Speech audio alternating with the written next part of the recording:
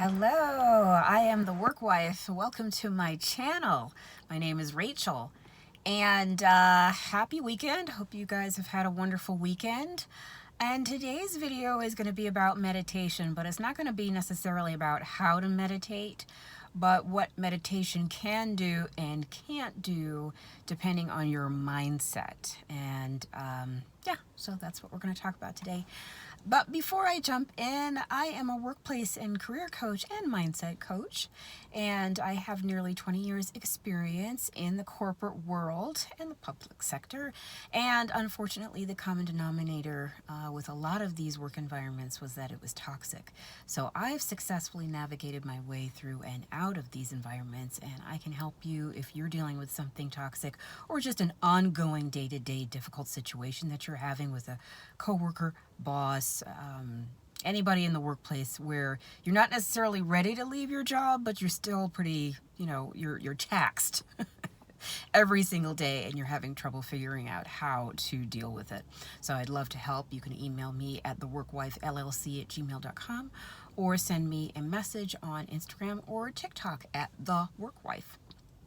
So today's video, I was thinking a lot about meditation. Meditation is something that I practice every single day, whether it be a self-guided meditation or a guided meditation, the ones like you find on YouTube. There's so many out there, depending, and a lot of the meditations, the guided ones, are targeted for specific goals, whether it's to attract money and abundance in your life, or that relationship, or just general well-being, stress relief, anxiety relief. There are tons of meditations out there. But what I really wanted to tackle was beyond the benefits in general of meditation and centering yourself and becoming calm and helping you get out of whatever spiraling within you, either something that's you've been dealing with for years, or something that just happened at work or in your personal life that you just can't get out of your mind. Get out of that monkey mind set and get back to calmness. But I wanted to tackle what it can't do.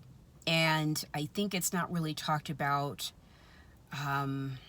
enough. And it has to do with how, if you, let's say, have a great meditation, guided or unguided. And just as a side note, if you want to practice self-guided, I find that easier to start with rather than a guided. Because with a guided, you're listening to someone else's voice. You may not resonate with that person's voice. You may immediately be like, I'm not into this. And then you think it's you, where, I can't meditate. I've tried. It's just not working for me. That's where I was when I started meditating years ago. I even bought a device called Muse, which is some sort of, like a headset type thing, and it helps you watch your breathing, and it supposedly he trains you to learn how to meditate. I was having trouble with that. I realize I'm all over the place here, but anyway, I would start with a self-guided meditation, which purely is watching your breath. It's that feeling of, focusing on your breath, whether you do a count, in for 4, hold for 4, out for 4, and then hold for 4, and then inhale again. Or it could just simply be a countdown, which I know is kind of around the Silva method, I think, where it's almost kind of self-hypnosis, and you could either be kind of reclined or sitting up for this, and you kind of focus your eyes up at kind of a 45-degree angle and find a point on the ceiling or up above you, and you stare at that, and you kind of count yourself down, and you blink, slow blink, and you count either from 10 to 1 or 5 to 1. There are many different ways. So I mean, there's just, I could go on and on and on about the different ways to get yourself into that alpha state or a theta state if you want to go deeper into a really super relaxed just before sleep state, which is when your subconscious is more dominant than your conscious, and then all those thoughts in your mind start floating away. Those anxious thoughts start floating away, and you can really focus on feeling good, which is what your natural state is anyway. So anyway, I know that was a complete ramble. But anyway, I was like, all these side notes suddenly became like I had to say them all at once. But so what I'm trying to say is start with your own method of learning and to get to that state before you go into a guided. That's just my advice. Other people may differ. The point of the video is, okay, attracting money, whatever, right? Or whatever your goal you have for the meditation itself, even just to feel good. What I find is people think that meditation, even if they do it every day for 10 minutes, 15 minutes, sometimes 30 minutes or longer, they think it's somehow going to magically transform the way that they think.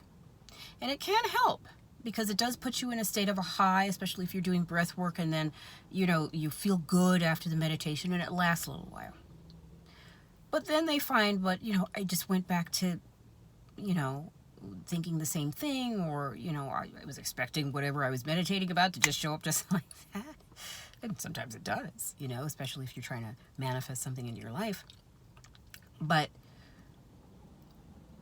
ultimately, what you're living with when you're awake most of the day, even though the subconscious mind is powerful, it's what you talk about all day to yourself.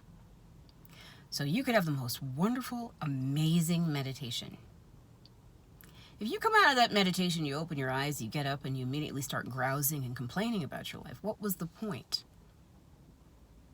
The meditation isn't going to solve the problem. The meditation is just a technique to bridge you, or just help you get into that good feeling, because then you can take over consciously and say, okay, this is what feeling good feels like versus the anxious, upset thoughts I was feeling before the meditation. And it's to help you make a choice to continue to feel the good feeling. I remember I used to be frustrated. I'm like, why are all these thoughts coming back? Ugh, the meditation didn't work, or whatever. I can't sustain this. And then you put undue pressure on yourself for why you can't sustain the wonderful feelings that you had during meditation. Well, it's not like some outside force just puts this cloud on top of you when you're meditating, and suddenly the wonderful cloud just flies away, and you're like, well, where did it go? No, you have to then take over during your conscious awake hours and say, that felt so good. That was my natural, relaxed state where all these things that I perceived to be the worst things in the world weren't so important, were they? Right? People see meditation as like, well, that's then, this is now, but then they expect the meditation to somehow like, well, it was supposed to solve my problem. No, you then have to take over. You then have to be intentional and maintain that. And that's why it's important to make it a practice. It's not something where once a week or once every 2 weeks you're like, oh, I'm going to do meditation, and then, that's going to solve all my problems. Again, for some people that may be true, but someone like me, where I'm ruminating about many topics at any one time. It's practice. It's practice to talk to yourself in a wonderful way. It's practice even to love yourself unconditionally if you don't have a history of that. It may be kind of sad to say, and I don't want to sound judgmental of myself, but if you don't have a history of loving yourself unconditionally or being your own best friend, you must practice. And part of that practice is not just the woo-woo of the meditation and going off in your mind and exploring new worlds and astral projection and all those worthy spiritual pursuits. Your daily, minute to minute, hour to hour, day to day, how are you talking to yourself? And we always want to use extreme examples of saying, I'm not worthy, right? Well, you don't feel worthy. It's not necessarily, it has to go to that level or that extreme in terms of the way you speak about yourself. It could be something as, I never get this, I'm never anywhere on time, or, I always overspend, or, oh, my hair looks awful today, or these little things when you look at yourself in the mirror, or you're walking around talking to yourself. We talk to ourselves either out loud or in our heads all day long. What is the nature of that speech? And if you do criticize yourself, as Dr. Joseph Murphy says, I think he's a doctor, if you do criticize yourself, do you immediately switch it and say, but that's okay? I may not look my best today, but you know what? That's okay. I'm doing my best. Or, you know what? I'm running late all day today, but you know what? That's okay. I'll make sure to give myself more time the next time. Because that's Also important, self-compassion, which no one ever really talks about, to have compassion for yourself. Because compassion is the opposite of judgment.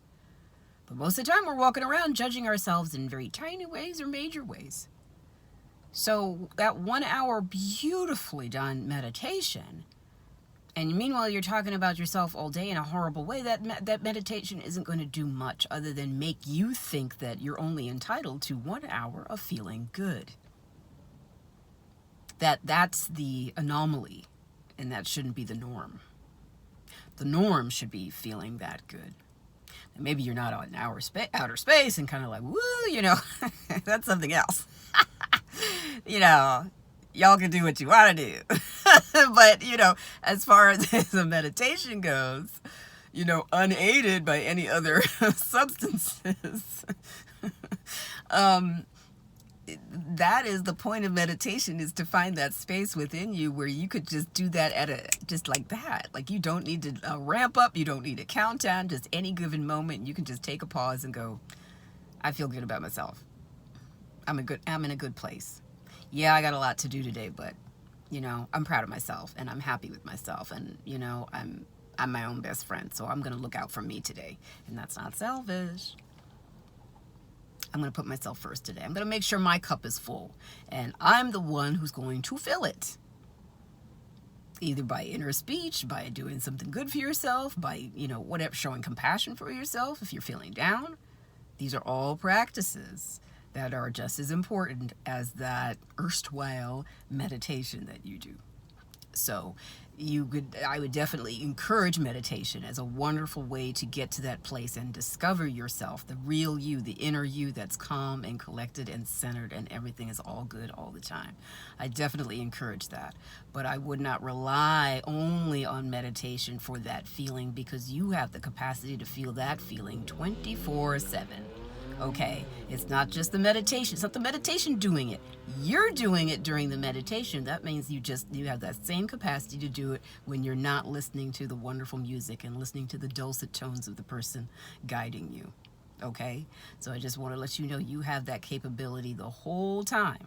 There's nothing for you to get. You already have it. You just forgot. So I hope this has helped. I know sometimes I do these videos, I'm like, what did I actually talk about? Did I actually get to what I wanted to talk about? But I hope I did today. So if you like this content, feel free to give it a thumbs up. I would really appreciate it. Subscribe and hit that notification bell so that you know whenever my videos come out. I'm trying to keep to a somewhat 3-day-a-week schedule, but things have been kind of crazy lately, so I'm doing the best I can to keep the content coming for you. So until next time, stay cool, stay centered, and I will see you in the next video. Bye.